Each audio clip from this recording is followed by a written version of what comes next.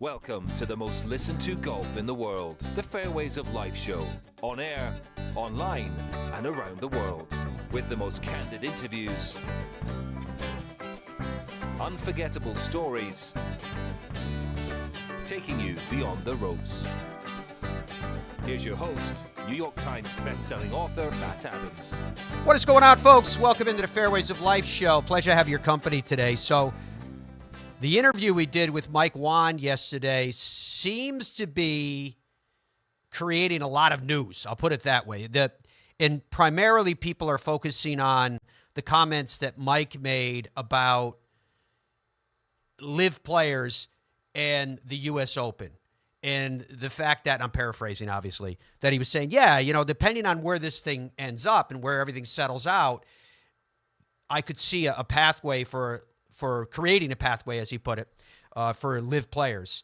And so it's really, there's been a lot of people commenting on it, and it's interesting as I think what it relates to is the world of golf trying to figure out how this all settles out and the difficulty in trying to figure that out when there is not, at least as yet, a definitive and clear path.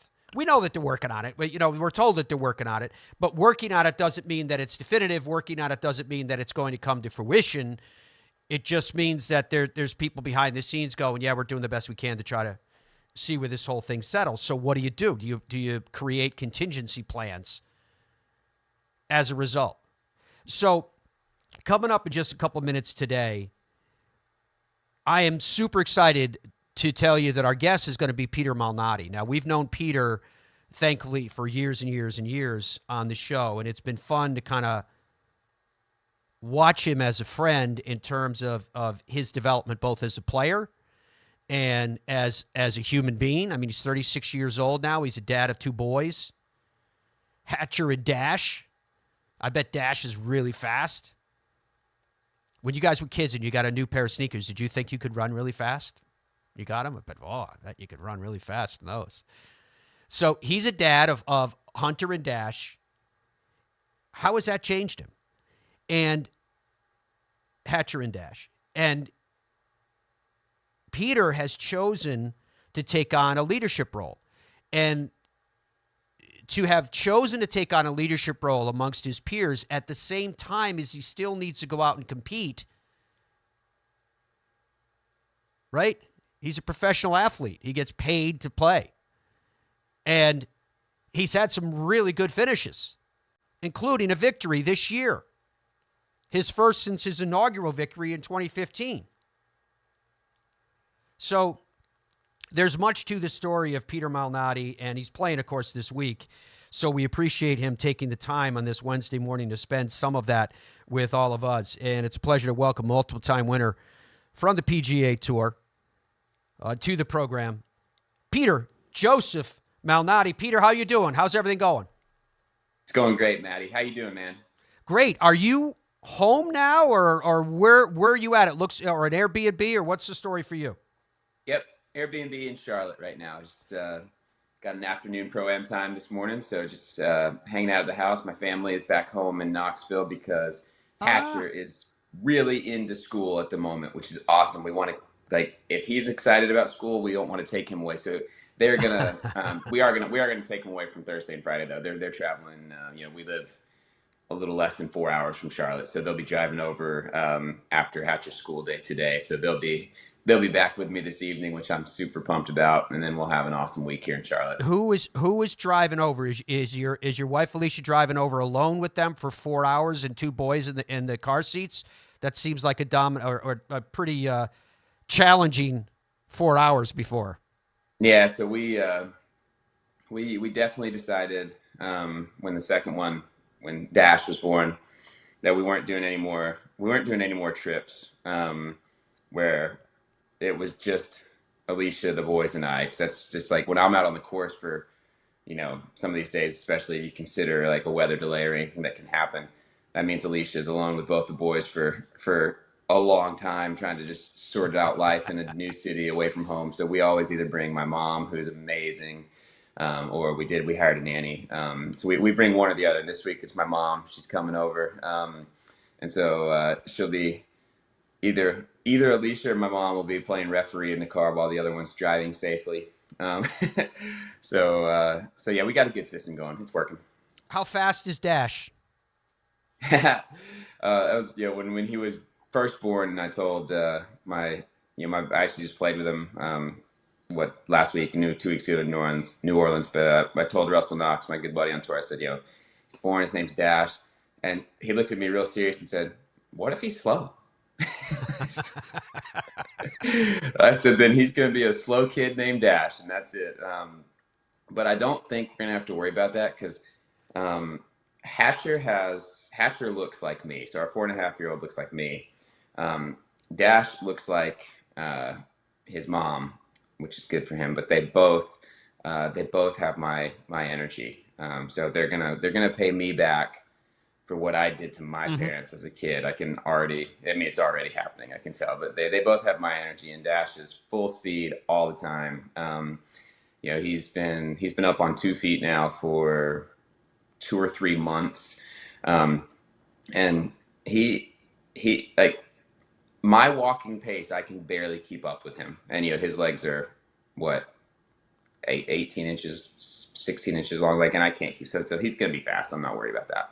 That is awesome. So, dude, you are an anomaly in so many ways.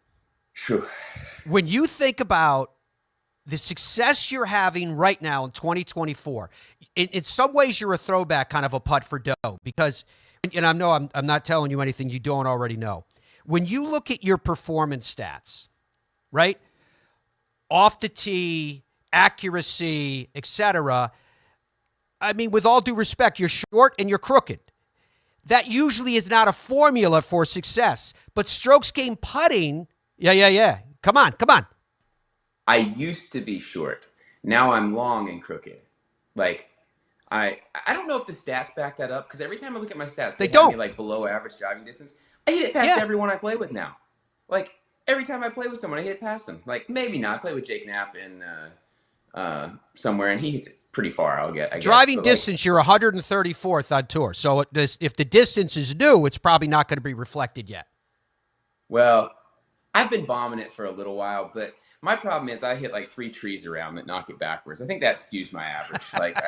Because I'm long and crooked. And by long I mean I'm long compared to where I was 10 years ago. I think I would say in terms of all the swing speed, ball speed stuff, I've got to be right on average on tour now, maybe a tick above. But I still don't hit it straight enough to take advantage of that.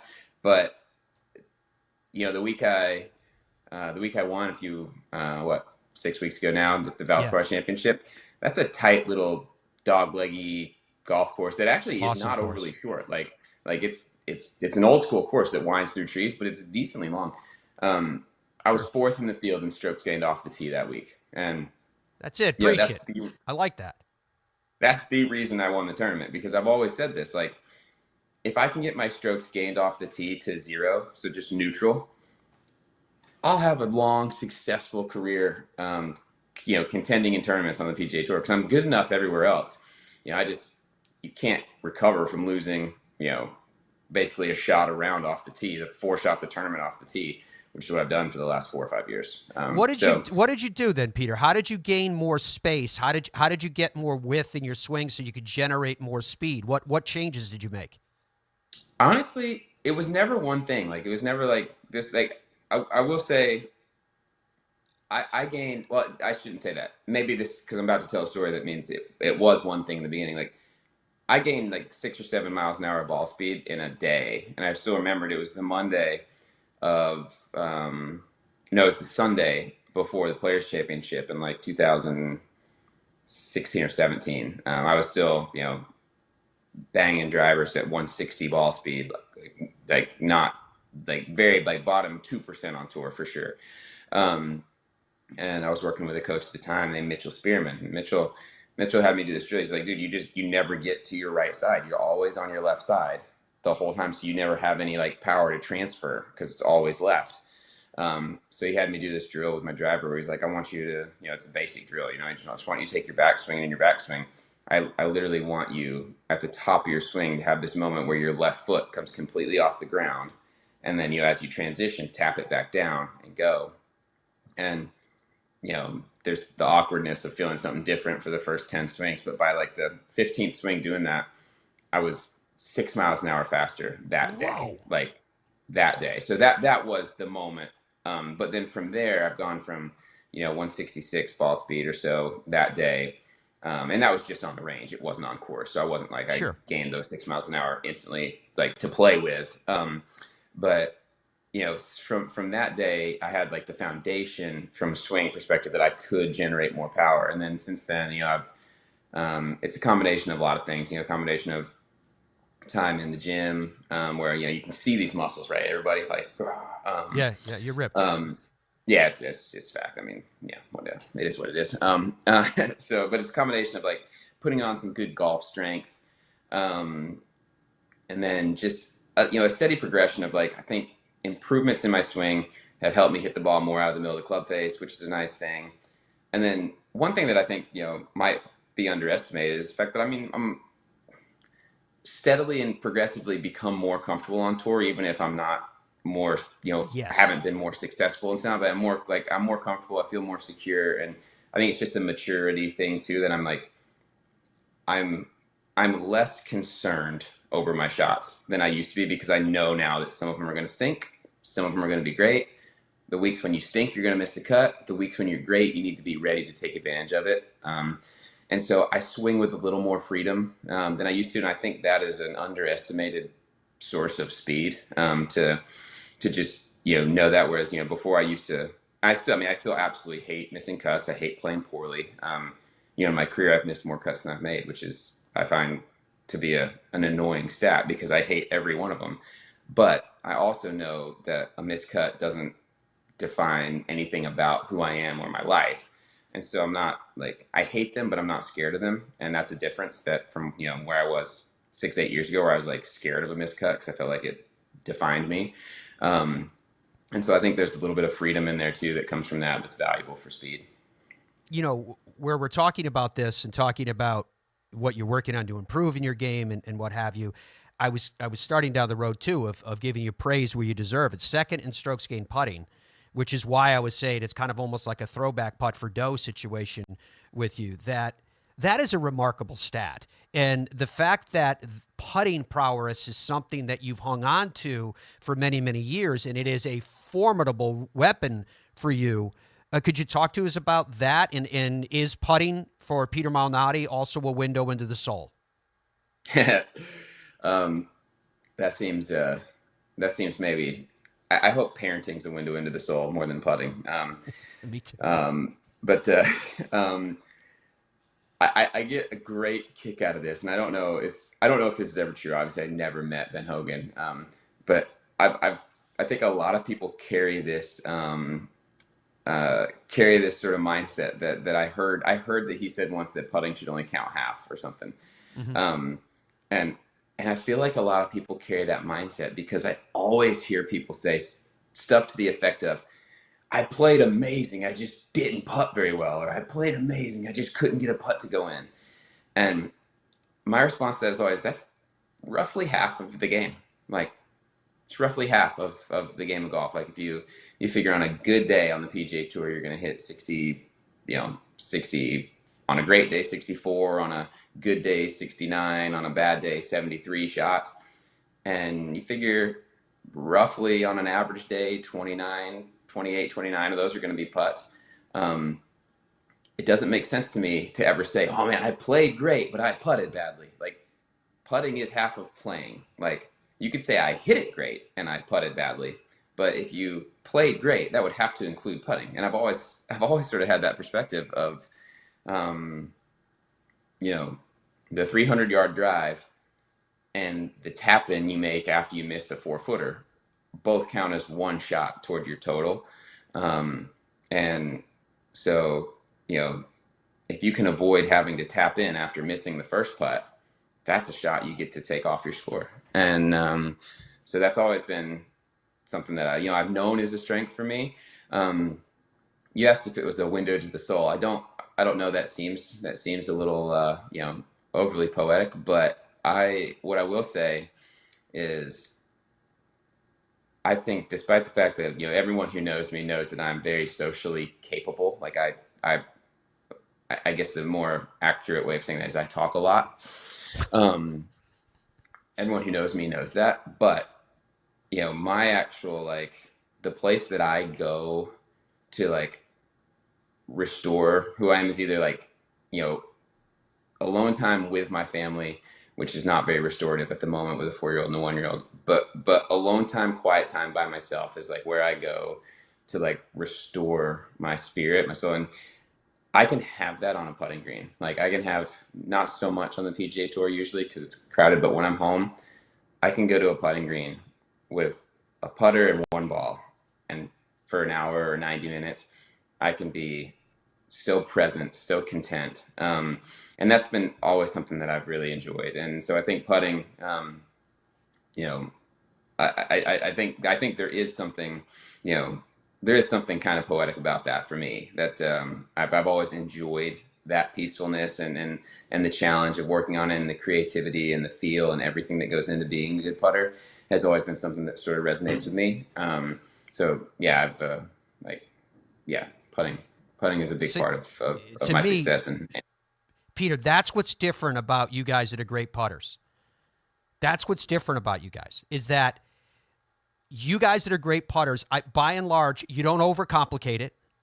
And somehow that part of the game that is, I mean, Gary Player himself told me you relive your sins over a 3-foot putt in a major championship, right? And so for the rest of the world that are dealing with all sorts of demons that choose to rear up from the ground when they're on a putting green, you guys somehow are floating on a cloud. And I always try to ask the question. I got to take a break here, so I'm not going to have you jump in just yet, my friend. I always ask the question, great putters, give me your philosophy on putting. And usually it's like, hey, it's my solitude. It's where I find myself. That's why I asked you if it was a window into the soul. And then I say, well, try to explain it. They go, the best way to do it is just go out there, look at it, and hit the putt, get it to the hole. I'm like, the vast majority, I think that's why I think putting somehow is a gift. We're going to be back with more with Peter Malnati right after this. We'll keep going down that gift. Andrew, go back to that shot that we have of Peter Malnati, because I love where he's sitting. The way that picture is framed behind him just shows us all of the rhythms coming right from his brain right now as we continue on this conversation. More of it with Peter Malnati after these words. The PGA Tour Superstore is the presenting sponsor of the Fairways of Life show. #1 golf retailer, coast to coast. Yeah, nearly 70 big, beautiful stores. You need it, swing it, wear it, learn from it. You'll find it inside of those walls where you are shopping with the best. Shop with the pros. Every January, PGA Tour Superstore pros meet every manufacturer, learn about the latest equipment, log thousands of hours of training, and together hit over 100,000 balls. All so they can get you the perfect fit. In Ireland, golf is more than just a game. Come and experience our world-famous links courses and our world-famous Parkland courses, all set alongside world-famous scenery. And visit our world-famous historic sites. And while you're here, enjoy our world-famous hospitality. Fill your heart with Ireland at ireland.com/golf. Ben Hogan Golf Equipment is back. Established in 1953, we serve golfers who demand excellence of their equipment. Designed by the game's best engineers, forged in the world's best foundries, and built to order in the USA. Don't settle for off-the-rack disappointment. Elevate your game with custom clubs at direct-to-consumer pricing. Exclusively at benhogangolf.com. That's benhogangolf.com.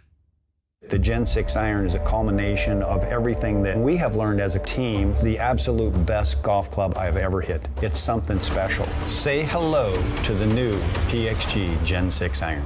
The longest, most accurate irons we've ever made.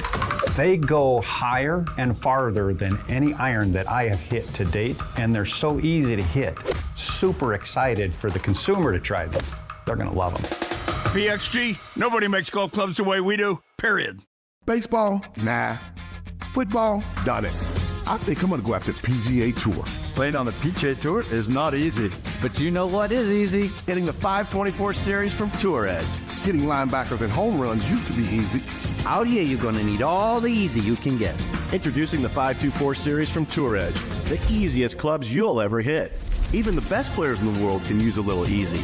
I like the sound of that. Look out, PGA Tour. Pound for pound, nothing comes close. Boyne Golf provides the ultimate world-class golf destination with 10 championship-caliber courses spanning 3 resorts. Centered in Michigan's northern Lower Peninsula, the courses are the products of some of the game's masters, including Robert Trent Jones Sr., Arthur Hills, and Donald Ross. From the all-inclusive vacation packages, elite instruction with the Boyne Golf Academy, tournaments, and so much more, Boyne Golf truly offers an unrivaled Michigan golf vacation experience. Just log on to BoyneGolf.com.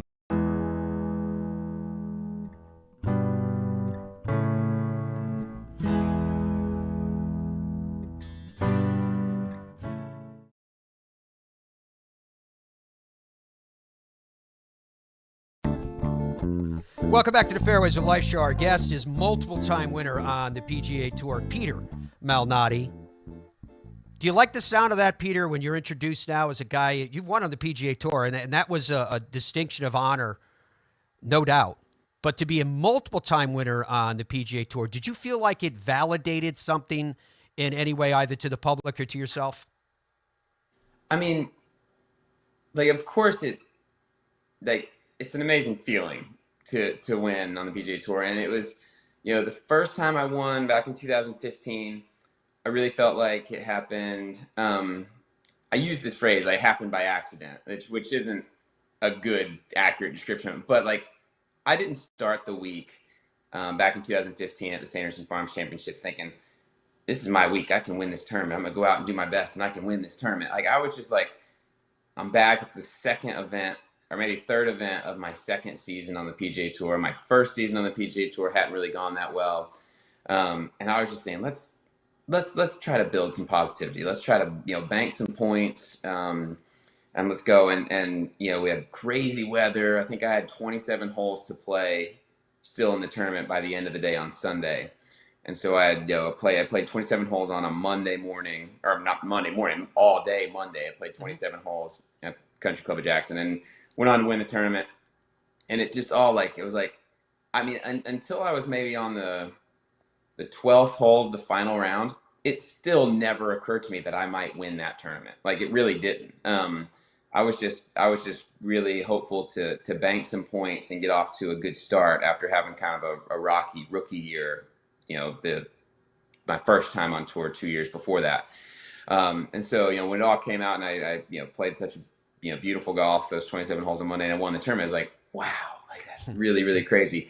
And then, even though I haven't had, any level of like consistent success since then, between then and now, I really I've been doing like the changes in the golf landscape, how much more competitive it has gotten, the creation of this new signature series of events on the PGA Tour, all of that combined with kind of where I am in life now as, relative to the PGA Tour, an old guy. I feel super young, but relative to the PGA Tour, I'm an old guy.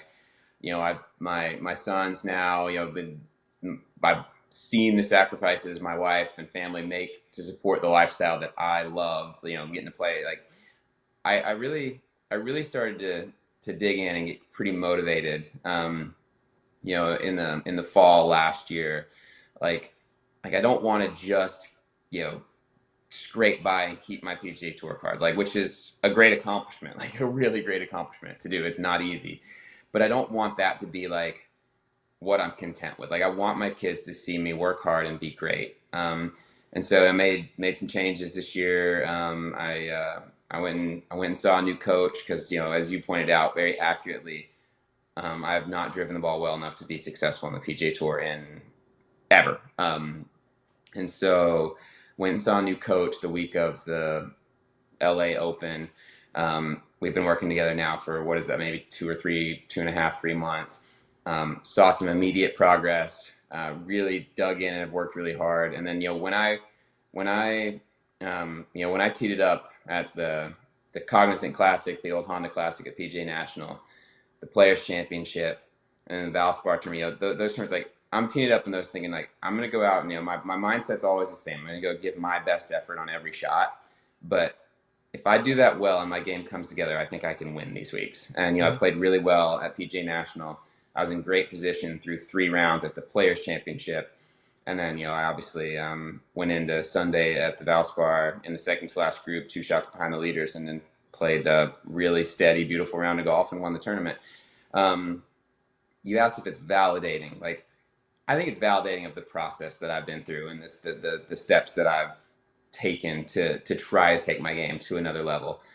Very validating of that. Is it validating in terms of, like, what I project outward to, people who are watching who, like, I don't know. And I've genuinely gotten to the point where I care, but I don't care what, like, I don't look at, when I was early in my career, I looked at Twitter comments, and it mattered to me that, people liked that I won and care. Like, I don't look at it anymore. I don't care.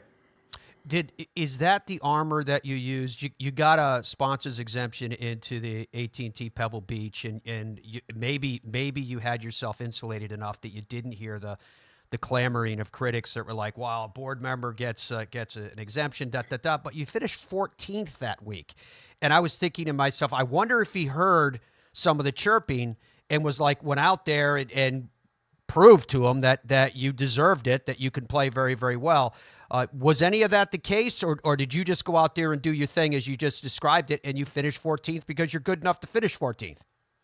Yeah, I mean, I didn't, I don't need extra motivation by any means. I'm every PGA Tour event motivates me enough. But I did. I mean, I actually didn't hear the clattering until a reporter asked me about it on Tuesday of tournament week, and then that for me was so, like, it's so easy for me to respond to that kind of criticism because it's like I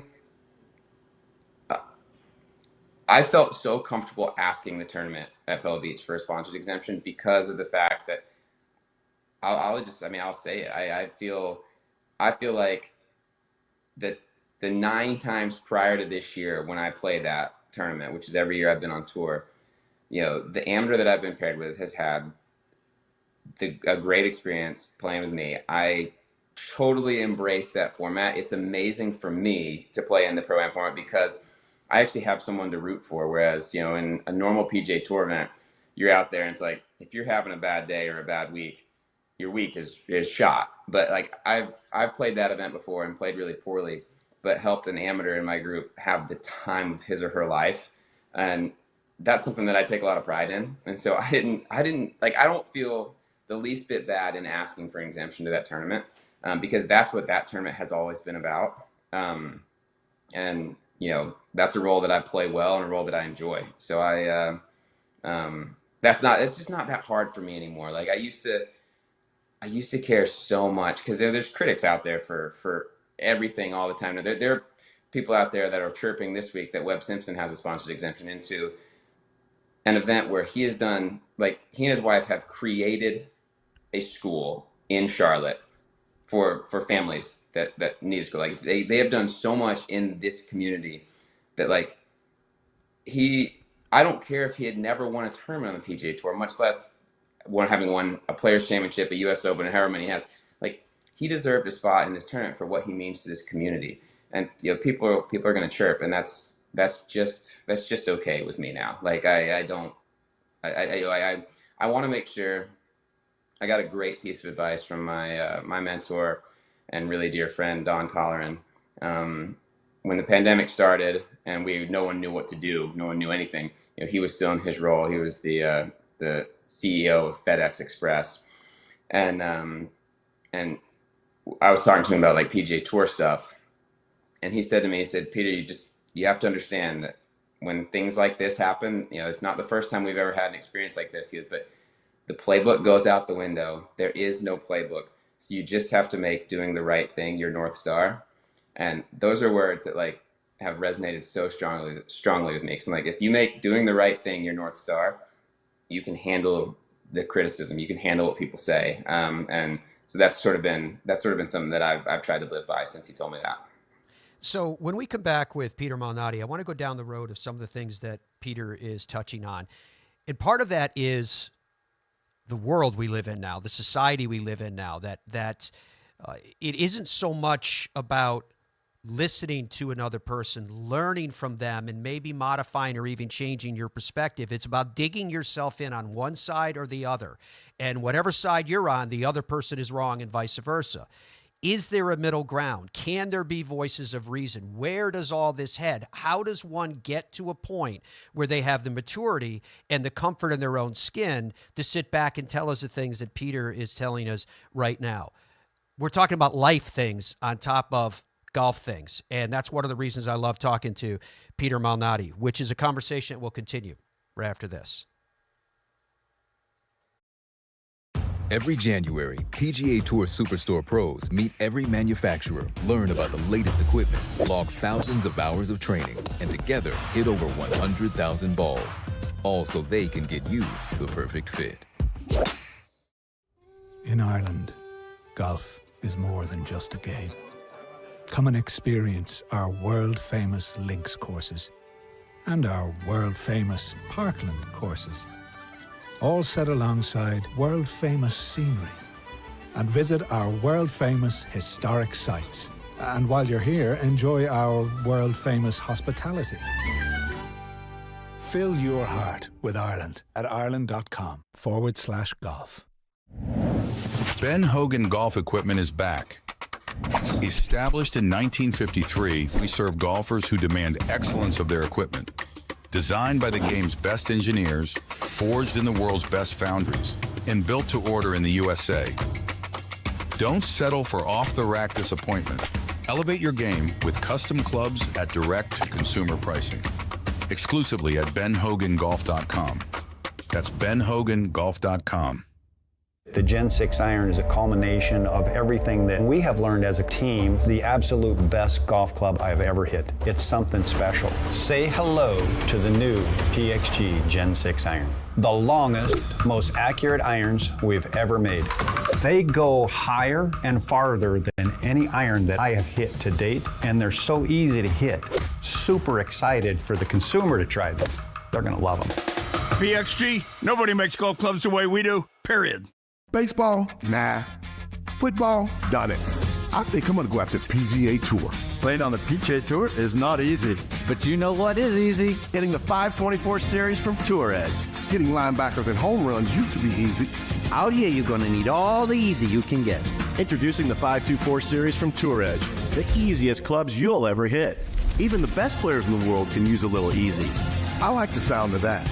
Look out, PGA Tour. Pound for pound, nothing comes close. Boyne Golf provides the ultimate world-class golf destination with 10 championship-caliber courses spanning 3 resorts.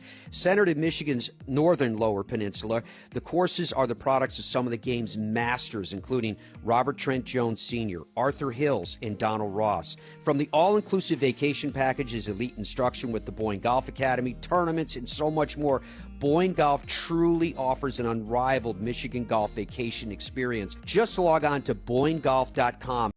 Stride by Zero Friction, the first of its kind personal caddy. Walk in comfort and style with Stride's remote and follow me technology. The Stride handles almost any terrain, and its 54-hole range will last all day. The lightweight design and removable front wheels makes it simple to handle. Plus, it easily fits golf carts. Order yours and save. Visit zerofriction.com/stride or scan the QR code to order yours today. Stride, your personal caddy.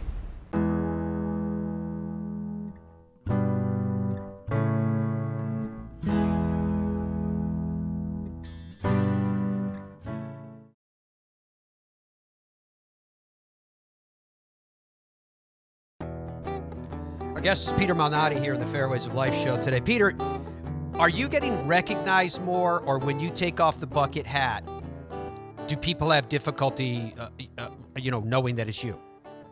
Yeah, as long as I'm in street clothes, I can still go anywhere and do anything I want for now.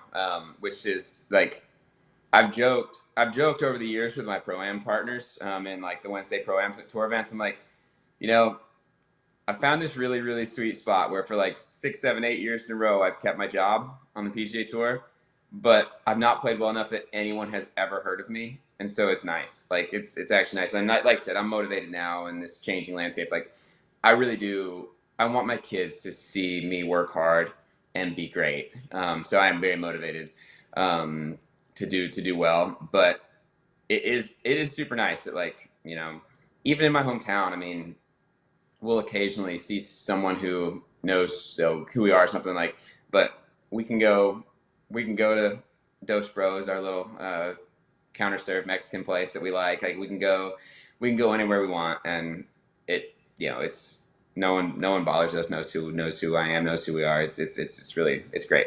Have you had any skin problems in the past, skin cancer, what have you, as a professional player? Because obviously wearing a bucket hat like that is so important for so many of us. I have skin cancer, so I deal with the issues nonstop. Have you ever had anything like that? Was that part of the motivation? My mom and my older sister have both. My sister had a melanoma, caught incredibly early, just had to do, a deep biopsy. And that was it. They didn't have to do any other treatment because they got it early enough and got it all. My mom had, I'm not actually familiar with the terminology, but she had like a squamous something that was like right on the tip of her nose. So she has a little divot out of her nose, which is just a constant reminder to me of why I wear the bucket hat, why I'm diligent with my sunscreen in the mornings. So the hat is very much a practical thing for me, yes. And it also is a very, very, very important and safe message for so many people, because you're on that platform. You're on that stage, Peter. Yeah.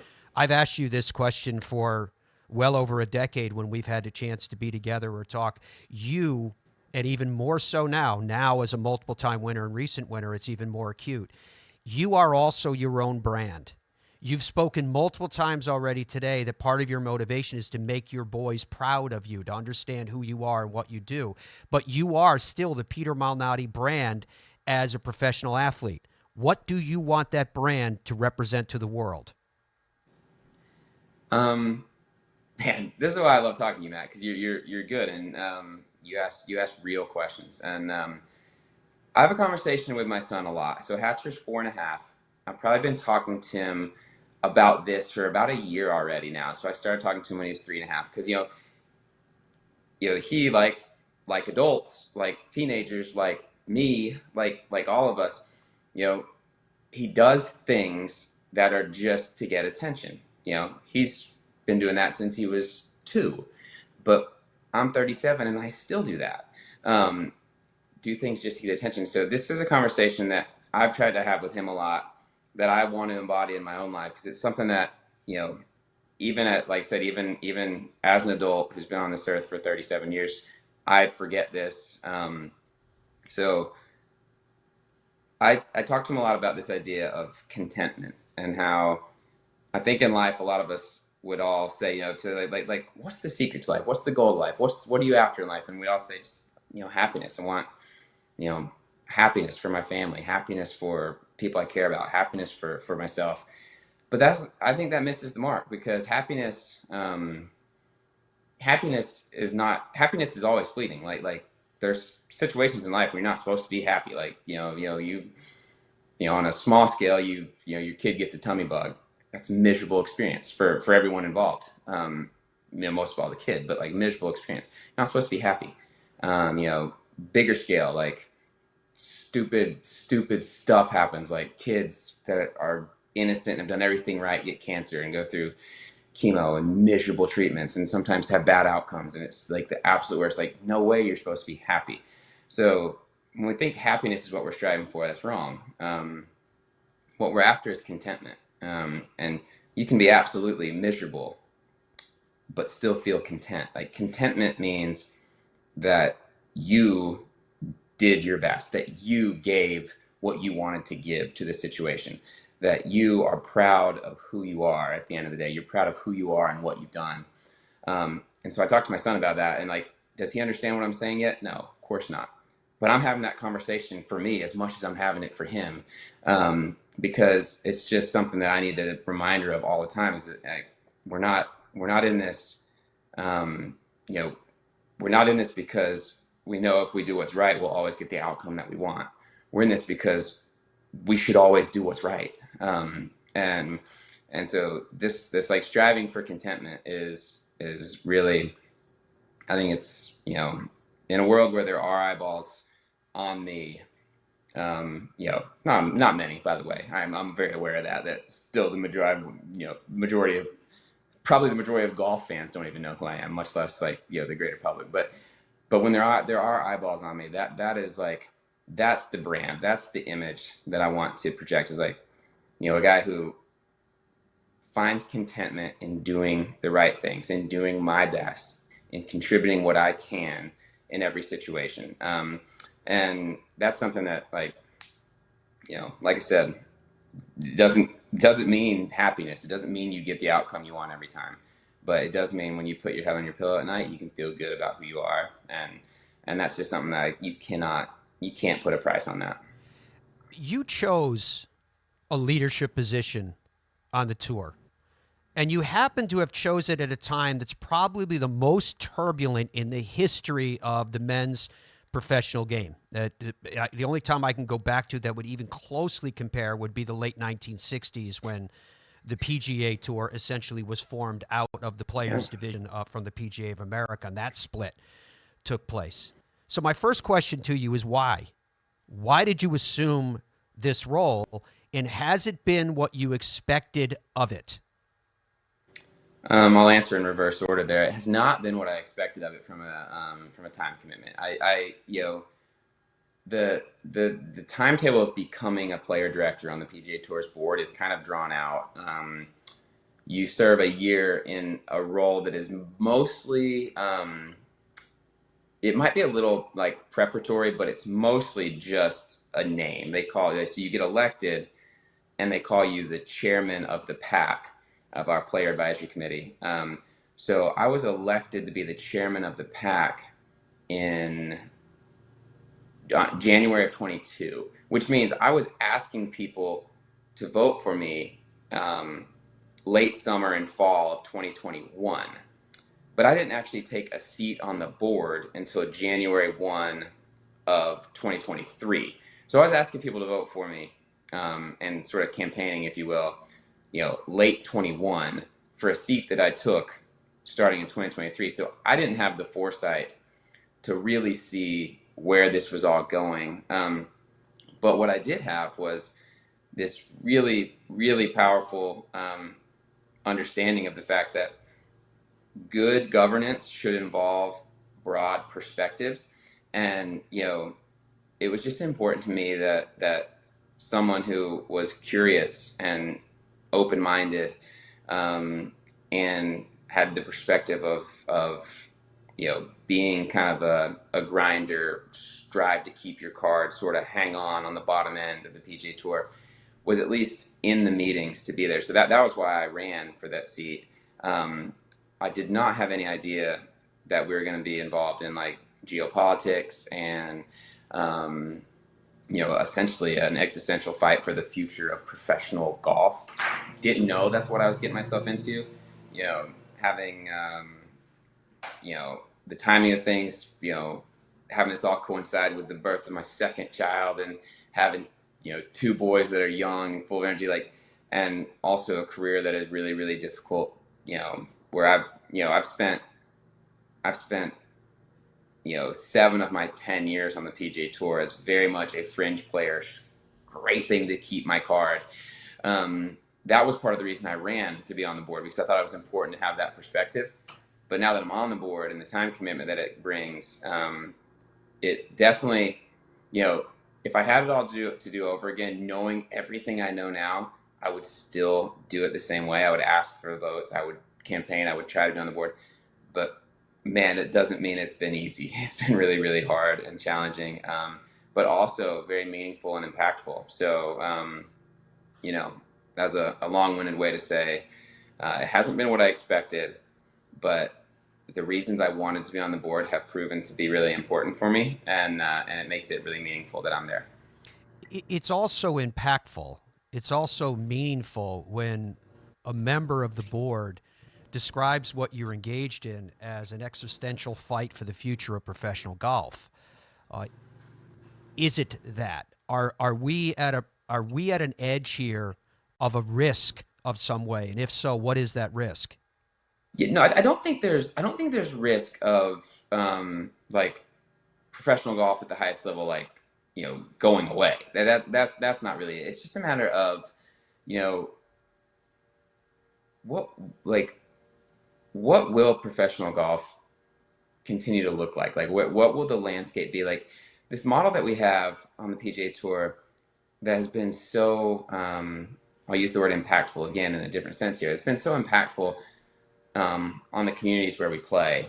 Because the tour, like when Dean Beeman was like, building the modern business of the PGA Tour with he wrote into the fabric of it that it is at its core an organization to benefit local communities, charities.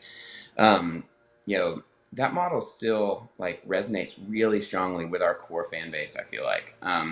And that's just something like as we go down this path, and right now we're in this little bubble where the value of professional golf has been incredibly inflated, mostly artificially.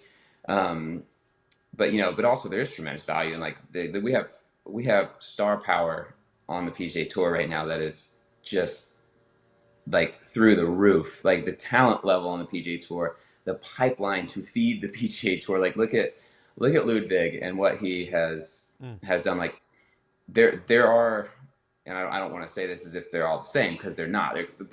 But there's a pipeline of Ludwigs that are coming to the PGA Tour. Like there's no real, in my mind, I used the word, I did say existential threat or existential, fight. I said it as if there's an existential threat to the future of professional golf.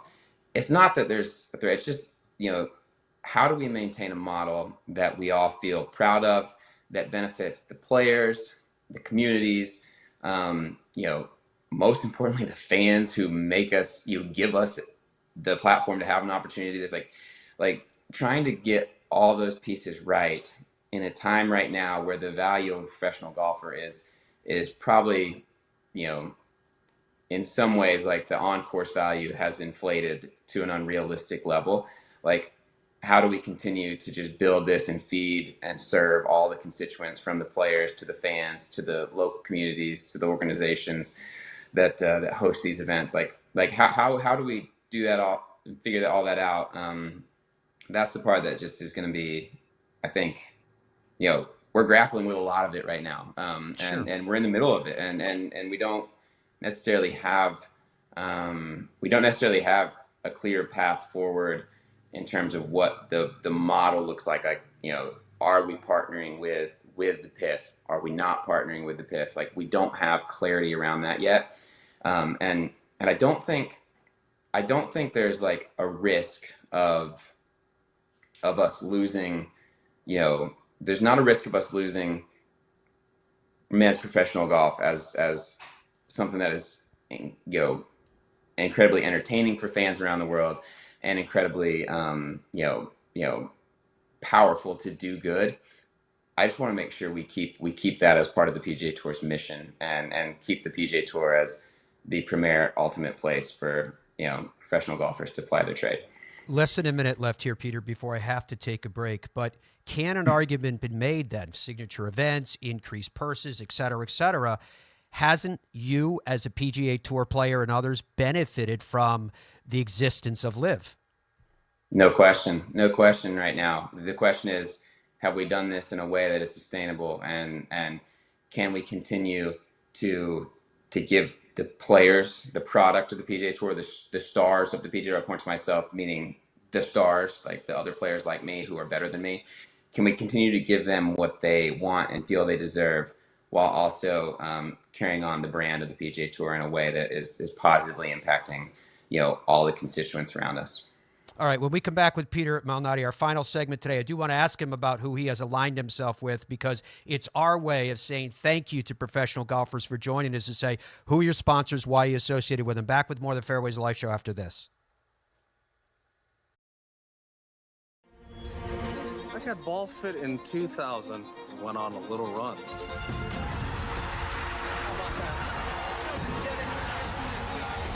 Bridgestone fit me again, and I went on another run.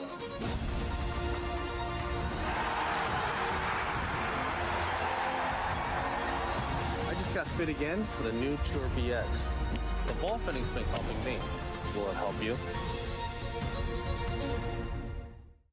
Boyne Golf provides the ultimate world-class golf destination with 10 championship-caliber courses spanning 3 resorts. Centered in Michigan's northern Lower Peninsula, the courses are the products of some of the game's masters, including Robert Trent Jones Sr., Arthur Hills, and Donald Ross. From the all-inclusive vacation packages, elite instruction with the Boyne Golf Academy, tournaments, and so much more, Boyne Golf truly offers an unrivaled Michigan golf vacation experience. Just log on to BoyneGolf.com. I think when you're training for other sports, or why most people go to the gym is so that they can have muscles and be strong and be healthy. And a lot of the reason why they struggle to play golf is their body doesn't move properly for them to be able to hit a golf ball. And when you're training for golf, it's a little bit different because you're focused more on flexibility and mobility and being strong in motion. When you're able to kind of have a warm up and have a workout routine and kind of gradually build up to where you're training your body to move properly, yeah, you're going to get a lot of big dividends on the golf course. Every January, PGA Tour Superstore pros meet every manufacturer, learn about the latest equipment, log thousands of hours of training, and together hit over 100,000 balls. All so they can get you the perfect fit. What if we started a company and the company was under no time constraints, no financial constraints? The one constraint is their clubs had to be exceptional performers and much better than any other alternative. I was told time and again it'll never work. It worked like a house of fire. And I'll tell you what, I think our customers love it.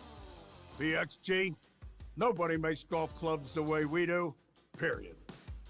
Stride by Zero Friction, the first of its kind personal caddy. Walk in comfort and style with Stride's remote and follow me technology. The Stride handles almost any terrain, and its 54-hole range will last all day. The lightweight design and removable front wheels makes it simple to handle. Plus, it easily fits golf carts. Pick up your Stride today at a local PGA Tour Superstore near you or at zerofriction.com/Stride. Stride, your personal caddy.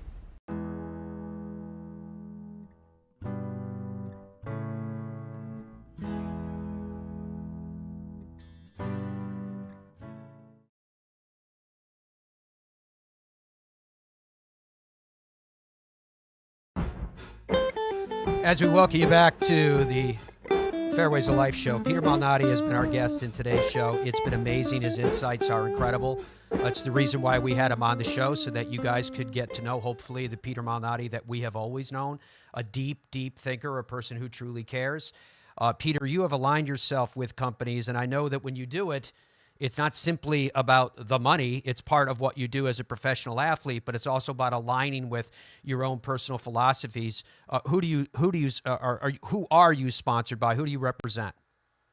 Yeah, so I mean, you can see a couple of them right here on my shirt, which is great. These have been core sponsors for me since, honestly, I was, when I was a senior in college, playing pretty well. I got a representative from Titleist reached out to me. And since then, they've been incredibly loyal to me. So I think I may have used a different 3-wood for maybe 2 events my rookie year. And with the exception of that, I've played 14 Titleist clubs, every event I've ever played on tour. FootJoy, also under the Acushnet umbrella.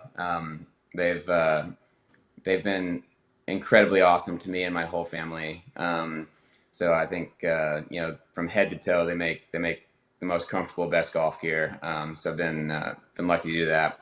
I have a little sleeve logo here that's, oh no, wrong sleeve. The sleeve logo here that's Ewing Outdoor Supply. It's total, it started as an irrigation company, but now it's total landscape, hardscape company.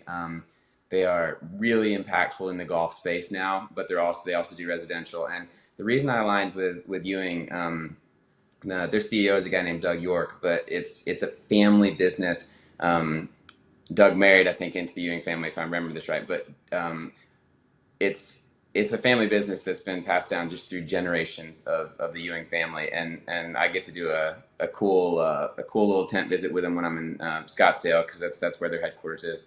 And it's just an amazing company. so that's great. And then, I'm really lucky. On the belly of my bag, I have a club back home in Knoxville. I've always had a course called Holston Hills on the belly of my bag, because Holston Hills, when I was first getting started, gave me privileges for free. It's an amazing club. And I now have a course on my bag called Fox Den Country Club in Knoxville. They've given my family a membership. They treat us like gold. My little boy can come out and, he can hit 30 balls in 4 minutes on the range because he just goes rapid fire. Hatcher does, and so that's really great. And I was telling Dom this, your producer, my splurge purchase after the win. I'm not into cars. I'm not into stuff in general. I don't need a lot of stuff, but I want things that make my life better for my family. And so my splurge purchase. I bought a jet card with a company called Fly Alliance. And so on weeks when my family travels with me and we can't get a direct flight on a commercial airline, we'll be able to use Fly Alliance to fly us. And that's something that'll be really important for my family and I. And so, it's great. And I've had a lot of good sponsors over the years that have helped me too, a ton that aren't with me anymore. But like Kind Snacks was great to me. And Lou Malnati's Pizza in Chicago, which was so organic, was so cool. So really, really, really thankful for all that, all the support I've gotten. It's awesome, Peter. We are out of time, but we appreciate the time that you have given us. I love what you represent, love who you are, my friend. We wish you the very, very best, as you know, always. And to all of you, thank you so much for joining us today. Until we're together again, goodbye for now.